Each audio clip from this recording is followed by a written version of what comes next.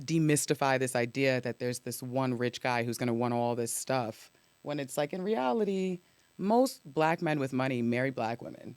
They're not like out here going, boy, what a terrible set of options there are out here. You know, they're like, I found a black woman who's good enough for me. She talked just enough for me. She make just enough for me. Like whatever that means, right? Like we're not in such a despair.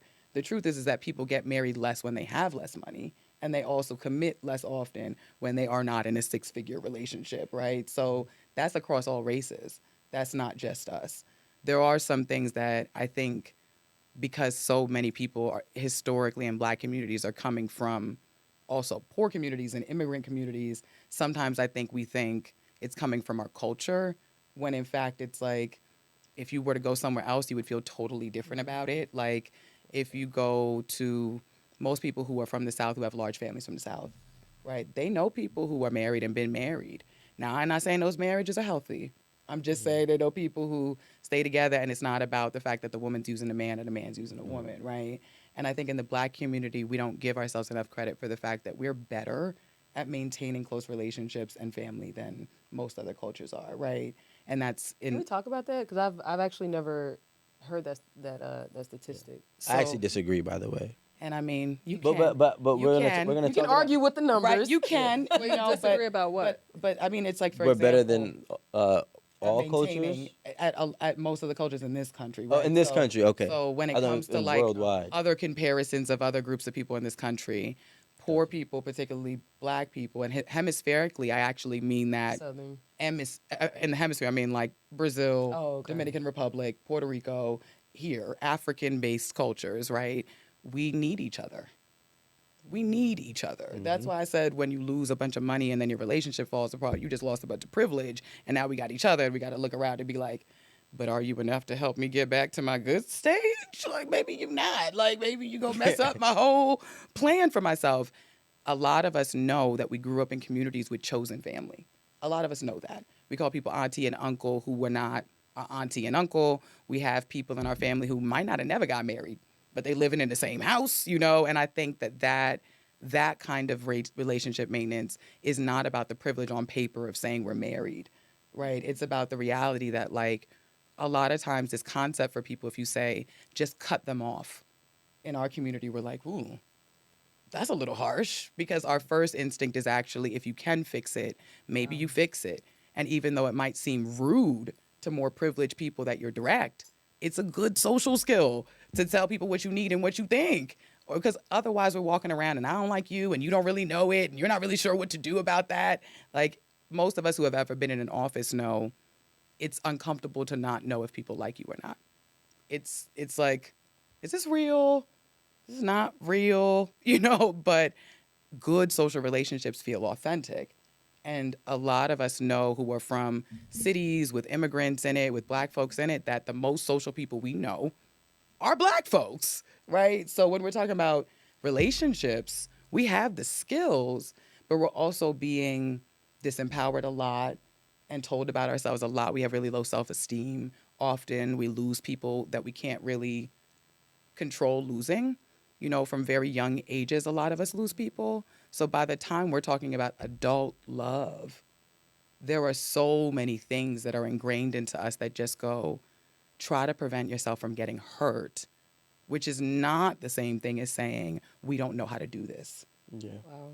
You know, and I was actually having a conversation about something like this yesterday, and I was saying people have become so naive to life, or if not naive, but dismissive to life, that they only want the good out of everybody. We're not realizing that there's gonna be a bad, and it's inevitable. I don't know what that bad looks like. I'm not saying you have to deal with it and tolerate it, but what I am saying is that when you experience bad with the person, that doesn't necessarily mean it has to be over, which is kind of maybe my programming as a black man born and raised in America of trying to fix things.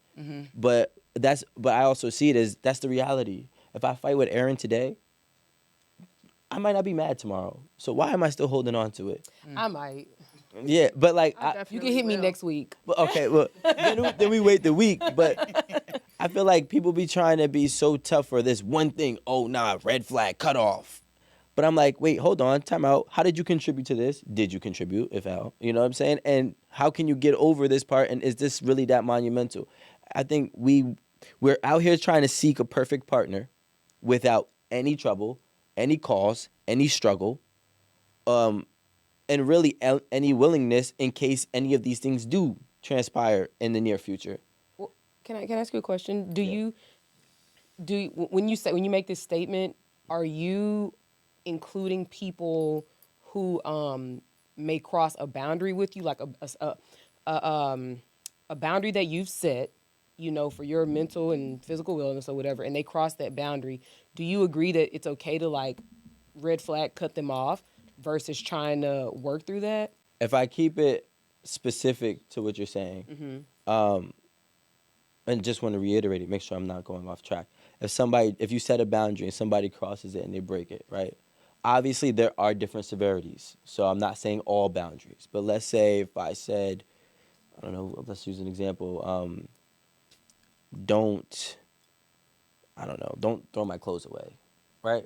Okay. I'm just, I don't know, like. I don't know what's been going on in your relationship. No, it's not. Your girlfriend says she Shit like the happens. jeans. Or don't. All right, how about this? She said shit happens. You know what I'm saying? Or how about this? I definitely throw dance. Don't call me outside of my name. Let's use that. Sure, That's a yeah, good that's one. a Okay. simple one. That's great. I was trying not to be cliche, but whatever. Yeah, you could be cliche. That's a good one. Let's say I say don't call me outside my name, and because usually, not all the time, but usually there's always a cause and an effect, right? So there's an action and a reaction. So if maybe I had a boundary that maybe I did not disclose to you, and then you did it to me without knowing, and I called you outside of your name, and now you're like, yo, I told you don't effing do that because blah blah, and now it's just a situation that has gone so far high with just because of the lack of understanding.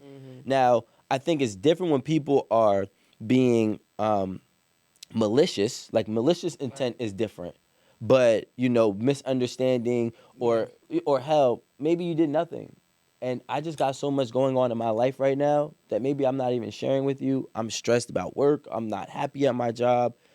And, you just didn't, you moved my shoes and I wanted my shoes by the door.